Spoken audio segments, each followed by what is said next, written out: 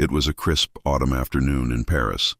Leaves trembling in the wind, shadows lengthening, and the city's heartbeat pulsing with life as students walked home and cars hummed past boulevards. Yet in that very city, somewhere hidden amid its grandeur and crowds, a darkness was unfolding. A young student named Philippine Lenoir vanished without a trace, and the city would soon be shaken by a crime so cruel it would grip headlines, stir political debates, and haunt the hearts of many. What followed was a race against time, tangled paths of justice and failure, and a family's desperate search for truth. This is the story of that crime and of betrayal, of guilt, of grief, and today we bring it to light. Before we begin, do hit that subscribe button and turn on notifications, because what you're about to watch is more than a tragedy. It's a warning, a call for justice, and a tale that demands to be remembered. The day started like any ordinary day for 19-year-old Philippine. She attended classes at Paris Dauphine University, followed her schedule, spoke with friends, laughed, took lunch, the usual rhythms of student life. But on 20th of September, after lunch, she was supposed to return to her parents' home in Yvelines. But she never arrived. Hours passed, and when her family tried to reach her, their calls went unanswered. Panic seated itself in their hearts. Background: she was last seen at around 2 p.m. As daylight waned, her relatives reported her disappearance to the police in the 16th arrondissement.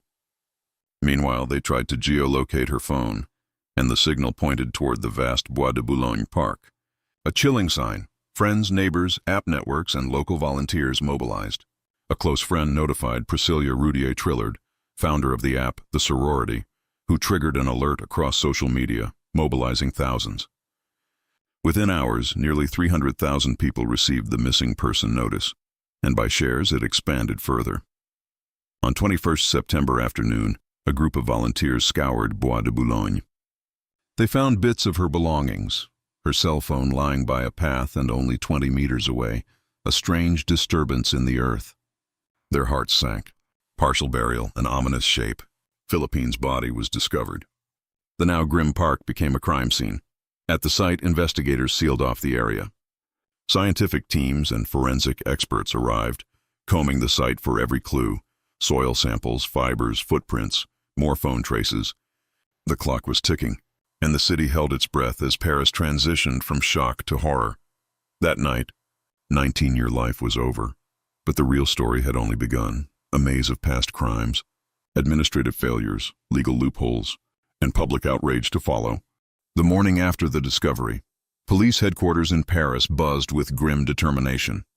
Detectives, forensics, and media teams crowded in the corridors, their phones vibrating with non-stop alerts. The news had already broken. Body of missing student found in Bois de Boulogne.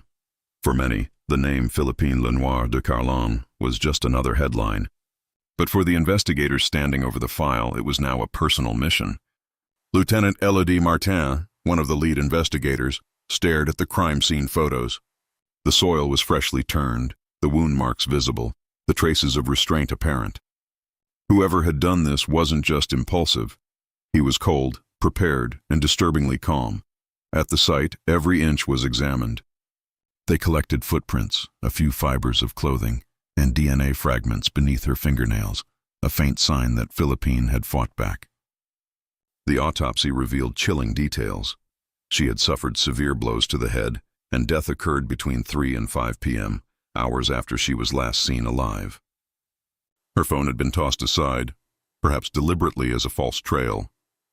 The crime scene told a story, but it was incomplete, like a torn page from a diary. And the question that began to echo through the investigation was the same whispered by millions online. Who could have done this? By afternoon, the detectives began piecing together Philippine's last known movements. CCTV footage near the university captured her leaving the campus, wearing a light jacket and carrying her bag. No signs of distress. But as they traced her route toward the park, one camera, positioned at a corner cafe, showed a man walking behind her. Tall, mid-30s, wearing a dark hoodie. His face was partially obscured, but the investigators froze the frame. Something about his posture, his stride. It radiated intent. The image became their first tangible lead. As the manhunt gained momentum, Philippine's parents arrived at the police station. Her mother, eyes swollen from tears, held onto her husband's arm as she spoke. "She was just a student," she whispered, voice trembling. She never had enemies. She trusted people. The father remained silent, gripping the photo of his daughter tightly, as if afraid it would vanish too. Detectives promised justice, but inside they knew finding one man in a city of millions was like chasing a ghost. Yet they had no choice but to start somewhere. Public outrage erupted. Social media platforms filled with posts, hashtags, and calls for reform. Women's rights groups demanded accountability, citing the rise of violence against women in France. Candlelight vigils began across universities, students holding up placards that read, "Justice for Philippine." For many, she had become a symbol, not just of a victim, but of every woman who walked home with fear in her heart. Late that night, as the city dimmed and the investigation room fell quiet, Lieutenant Martin stared once again at the still image of the man in the dark hoodie. She zoomed in, pixel by pixel. A tattoo peeked out from his wrist, faint but visible. A serpent-shaped mark. She took a deep breath. Somewhere, buried in old criminal records, that symbol would mean something. And if it did, this case was about to explode into something far darker than anyone imagined. The following morning, the crime unit convened again. The air was thick with caffeine and tension. Files lay open across the long oak table, the photograph of Philippine staring up from every folder, a silent reminder of why they were there. Detective Martin began cross-referencing tattoo databases, focusing on offenders with a serpent symbol. Within hours, a match emerged. Mark Mezian, age 37, recently released from prison after serving time for sexual assault and attempted homicide. The file was grim. He had lived just a few kilometers from Bois de Boulogne, and he was currently listed as under surveillance. Yet the most haunting line in his record read, "Supervision terminated early due to system error." A single administrative failure, and now possibly another death. The discovery hit the department like a shockwave.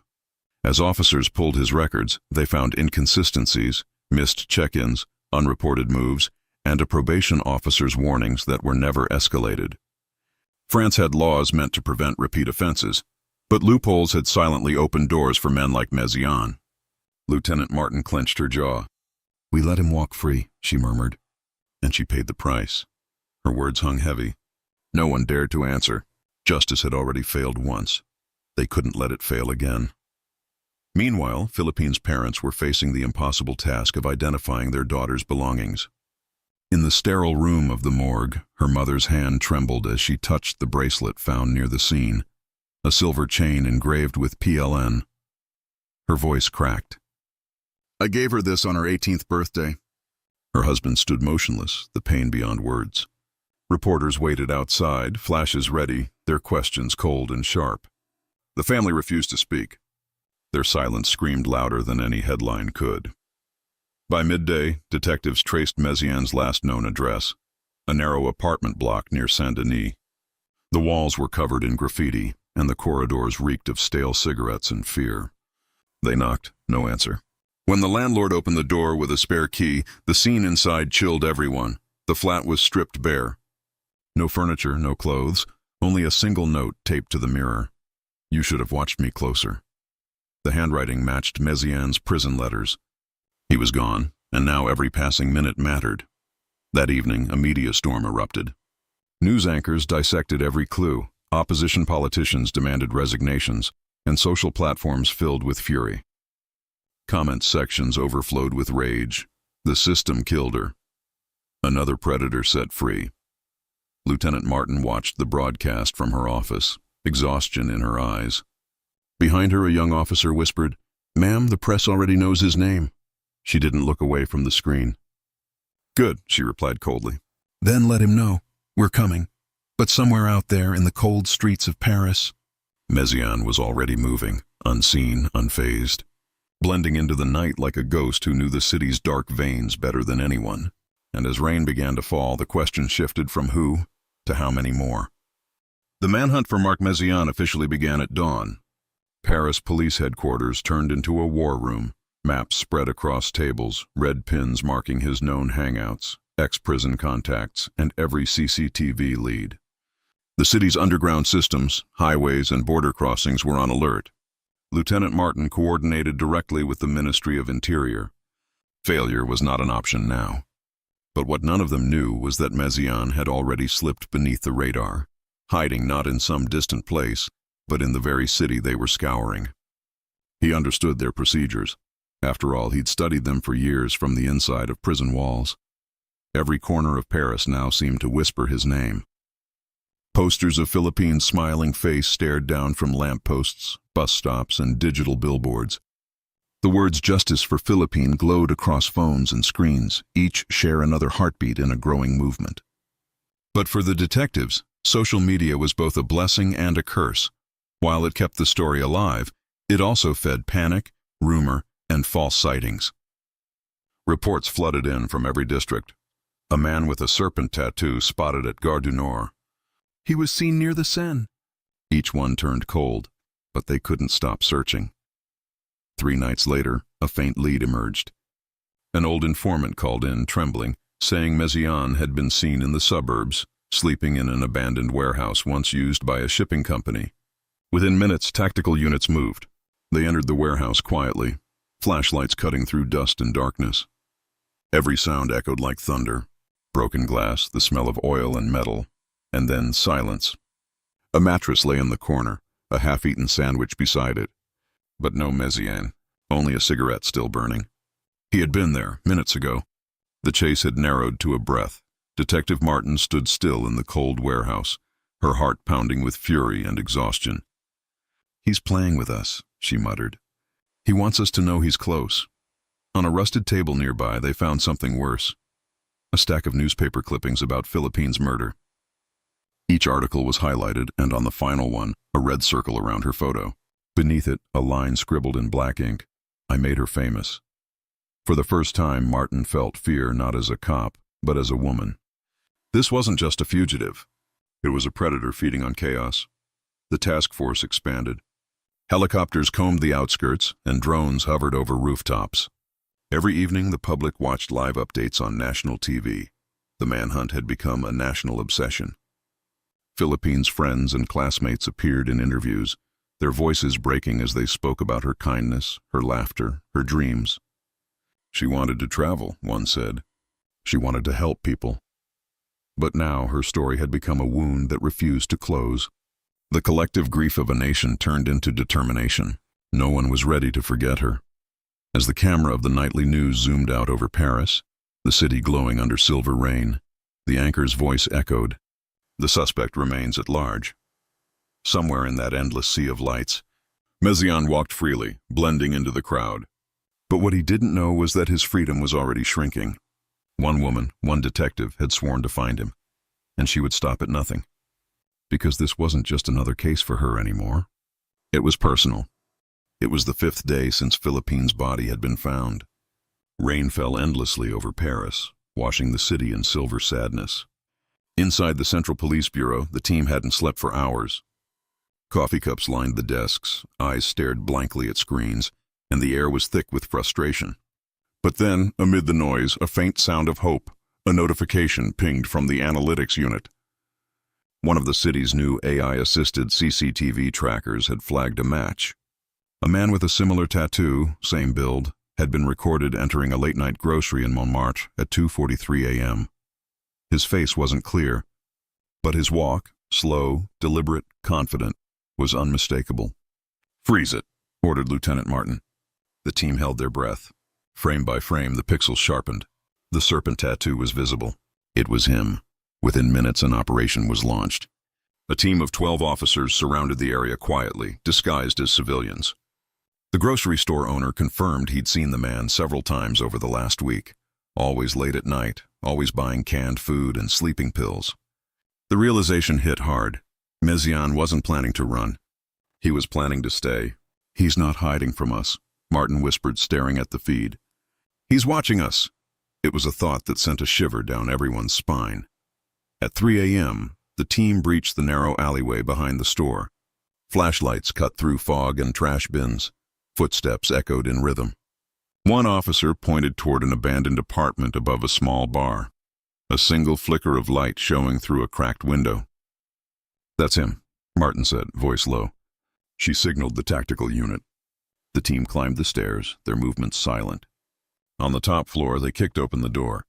The room was empty, no sign of Meziane, but on the wall, written in bold red paint, were the words, "You came late again." The entire unit froze. It wasn't just taunting. It was a message. On the floor lay a USB drive and a note. "Watch this if you want to understand me." Back at headquarters, the digital unit examined the contents. The screen flickered to life, showing grainy video clips, dozens of them.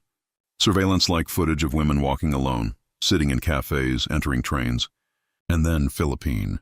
She was laughing, unaware she was being filmed. The footage was from days before her murder. Meziane had stalked her, studied her, memorized her routes. Every movement was calculated. It wasn't random. It was ritual. Detective Martin slammed her fist on the table.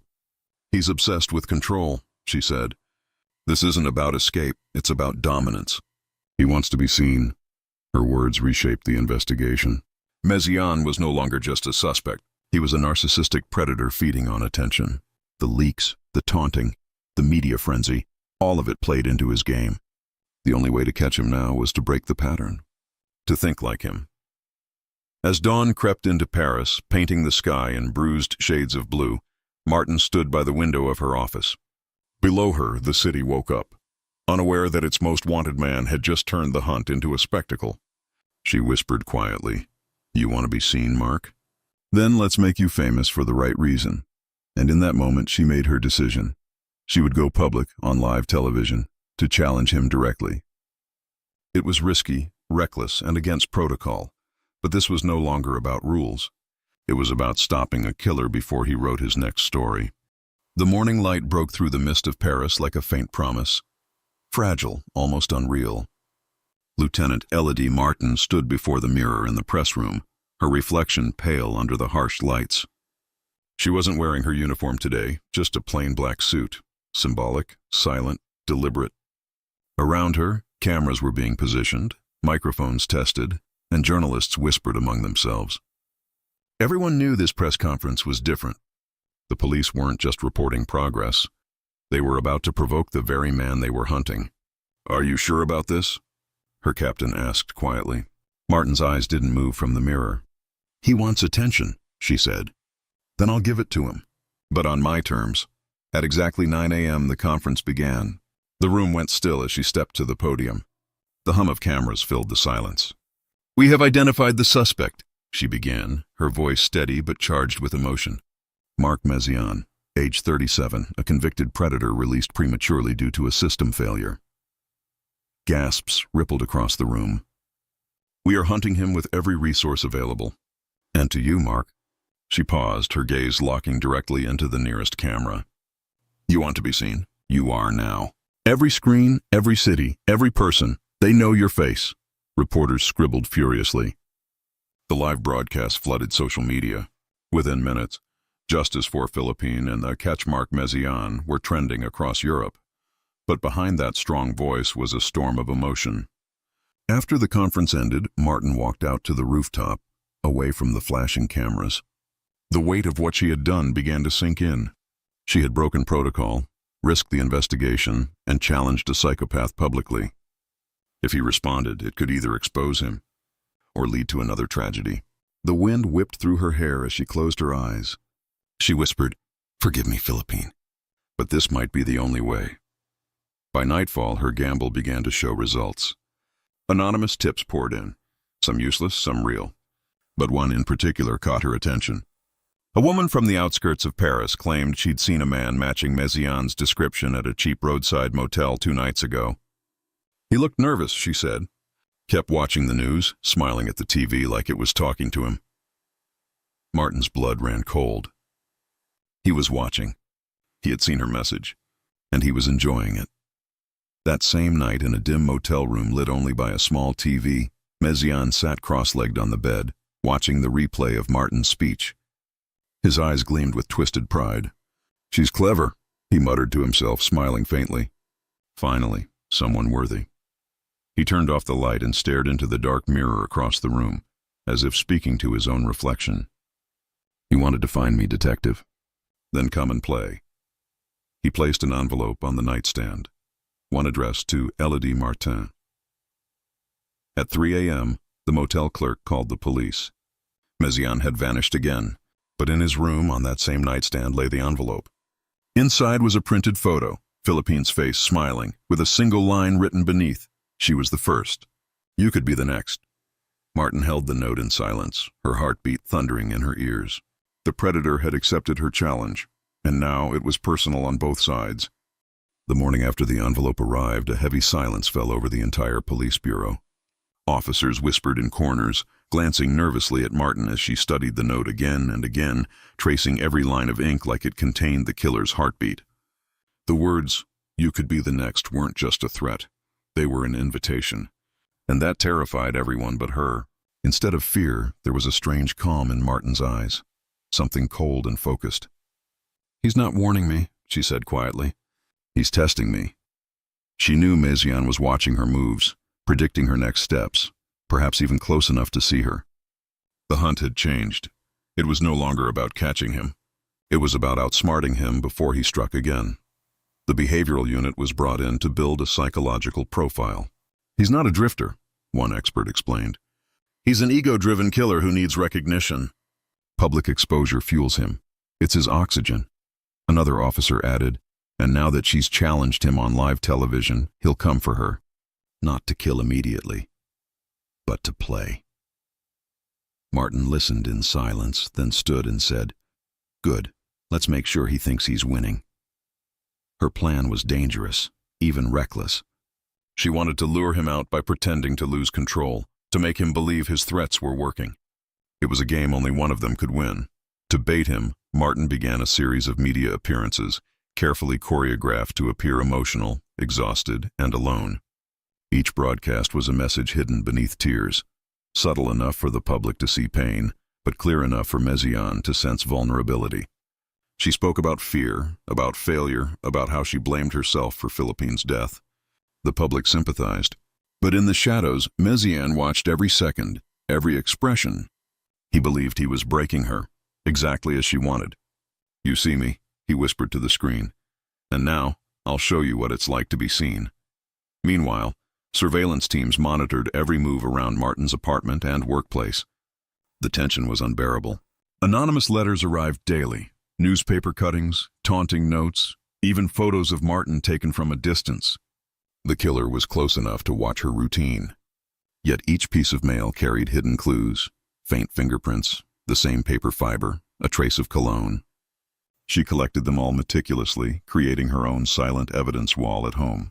Alone in her apartment, under dim light, she pinned the last note beside Philippine's picture and whispered, "I'm coming for you, Mark, and when I do, you'll never play again. On the 6th night?" A new letter arrived, different from the rest. No threats this time, just a simple address. Rue de Sol, midnight. The same location where Philippine was last seen on CCTV. It was a trap. Martin knew it instantly. But traps reveal hunters just as much as prey. Against orders, she decided to go alone. Her colleagues begged her not to. "If you go there, you'll die," one said. She only replied, "If I don't, someone else will." She strapped her weapon to her side, slid the note into her pocket, and drove into the Paris night, her headlights slicing through fog like a blade through silence. Midnight struck. Rue des Sols was empty, the air cold and heavy. Streetlights flickered. Her footsteps echoed across the cobblestones as she whispered, "Where are you, Mark?" Then a faint sound, a rustle, a breath. Her pulse spiked. From the shadows, a voice answered softly, chillingly familiar. "Right behind you." She spun around, gun raised, but the street was empty. Only an old lamppost swayed in the wind. On the ground beneath it lay a phone, recording. Its screen showed her live, a video feed already streaming online. She wasn't just being hunted now. She was being broadcast. The next few hours were chaos. The live feed of Lieutenant Martin standing alone on Rue des Sols spread like wildfire across social media. Thousands of people watched in real time as the detective looked around, weapon drawn, her face lit by the cold Paris streetlights. The stream had been created by an anonymous account using a public network, likely Mezian's doing. Within minutes, police units flooded the area, cutting off roads, tracing the signal. But by the time they arrived, Martin was gone. Her phone, her car, and the video feed were all that remained. The headlines exploded. Lead detective missing in Philippine case. Panic turned into hysteria. France was now holding its breath again. This time not for a victim, but for a hero. But Martin wasn't dead. Hours earlier, she had sensed the danger and moved into the shadows before the police arrived. She wasn't running, she was hunting. Mezian wanted her isolated, frightened, desperate. Instead, she used the chaos he created to disappear from his radar. For the first time, she would move freely, without the bureaucracy, without permission, only instinct. She followed every clue he had left, every pattern. His movements weren't random. Each letter, each taunt, followed a ritual, a circle around the places tied to his first crimes. She realized he was revisiting his past, his first arrest, his first victim's neighborhood, even the same park where Philippine's body was found. The serpent didn't strike at random. It moved in patterns. By dawn, Martin arrived at an abandoned psychiatric hospital on the outskirts of Paris, the same one where Mezian had spent his early teenage years after being declared emotionally disturbed. Files showed it had closed years ago, but locals whispered that squatters and criminals still roamed its decaying halls. The place was silent now, choked with vines and graffiti, windows shattered like broken eyes. She stepped inside, her flashlight cutting through darkness and dust. The corridors echoed with whispers, her own footsteps sounding like ghosts. On one wall, she saw a word spray-painted in red. "Welcome back, Elodie." He knew she'd come. Her heart pounded as she followed the trail deeper into the hospital. Children's drawings still clung to the walls, faded crayons of sun and sky, haunting in their innocence. Then, in one of the rooms, she found something that froze her blood. A collage of newspaper cuttings pinned to the wall, all about her. Photos of her from years past, old interviews, her police graduation. He had been studying her for months, maybe longer. He never wanted revenge, she whispered. He wanted connection. In that twisted mind, she wasn't his enemy. She was his reflection. Suddenly, her earpiece crackled. The police had finally traced her car and were closing in. She didn't respond. "I'm too close," she whispered. Her flashlight flickered, and then a sound behind her. A low creak. She turned fast, weapon raised. A shadow moved at the end of the corridor, slow and deliberate. "Mark," she said firmly, voice echoing through the hollow space. "It's over. No more games." The shadow stopped. Then a voice answered, soft, almost calm. "Oh, but Elodie." This was never a game. This was love. Her pulse spiked. The darkness seemed to breathe around her. And before she could move, the lights flickered, and the door behind her slammed shut. She was locked inside the monster's memory, face to face with the past that had created him. And outside, Paris was waking up, unaware that the final confrontation between hunter and hunted had just begun. The silence inside the abandoned hospital was suffocating. Dust hung in the air like fog, each beam of Martin's flashlight slicing through the darkness in trembling arcs. The door behind her had locked automatically, an old mechanical latch snapping shut. There was no way out, not without a key, and she knew, in that cold, dreadful instant, that he wanted it this way. This was his stage. Her breath came in steady, controlled waves as she moved forward, her pistol ready, eyes sharp. Somewhere in the shadows, Mezian was waiting, listening, savoring every second. "You chose this place for a reason," she said aloud, her voice echoing against cracked walls. "You always come back to where it started." A soft chuckle answered her. "It wasn't far, maybe 20 feet away, hidden behind the rows of old hospital beds." "You're clever," the voice said. "But clever doesn't save anyone. Ask Philippine." The sound of her name twisted like a knife in Martin's chest. "You watched her die," she replied coldly. "You watched her fight and you did nothing." "That's not power, Mark. That's fear, disguised as control." The darkness shifted. A faint metallic glint caught the beam of her flashlight, a knife. He was closer now, calm, confident. "And what about you?" he asked softly. "You think you control me? You've been following me like a shadow. Don't you see it? You're obsessed with me, the way I was with her." Martin's grip tightened on her gun, her jaw set. "No," she said, voice trembling with fury. "I'm obsessed with justice. You confuse love with domination. You think killing gives you meaning. It doesn't. It just proves how empty you are." Her words echoed like thunder in the hollow ward. For the first time, his tone faltered. "Empty?" he whispered. You think I'm empty? He stepped into the light, his face pale, eyes hollow but burning with madness. The serpent tattoo curled up his wrist like a living thing. She didn't scream, he said suddenly, smiling faintly. She looked at me like you're looking at me now. With pity. The word struck Martin like a blow. Her eyes filled with both rage and heartbreak. No, she said softly. With strength. That's what you'll never understand. They circled each other slowly, predator and prey switching places with every heartbeat. The tension was unbearable, every sound amplified, the creak of floorboards, the hum of her breath, the distant drip of leaking pipes. Suddenly he lunged. The blade flashed, grazing her arm. She fired, one shot, shattering glass, missing by inches. He ducked behind a pillar, laughing. You're shaking, he taunted. You're just like her. Blood trickled down her arm, but she didn't falter. She switched off her flashlight, plunging the room into darkness. No, Mark, she whispered. I'm nothing like her, because she didn't know what you were. But I do. The silence that followed was the longest of her life. Then a faint sound, a breath too close. She turned sharply, and for a brief second saw his eyes gleam. She fired again. The bullet hit its mark. The echo roared through the hospital, bouncing off the walls like thunder. Mezian staggered backward, the knife falling from his hand. He looked at her, not with anger, but with something else. Almost peace. You finally saw me, he whispered before collapsing to the ground. For a moment, Martin stood frozen, her hands trembling, her ears ringing with the sound of the shot. The nightmare was over, or so she thought. But as she reached for her radio, she noticed something. A camera in the corner of the room, blinking red. It was live. He had been recording everything. The entire confrontation, the taunts, the shot, his death, was being streamed to the same anonymous account that had broadcast her before. He had turned his own end into one final performance. The monster didn't just want to die. He wanted the world to watch. Outside, police sirens grew louder, the flashing lights painting the hospital walls in blue and red. Martin stood over his body, tears streaming silently down her face. It's over, she whispered to herself. It's finally over. But deep down she knew this story wouldn't end with his death.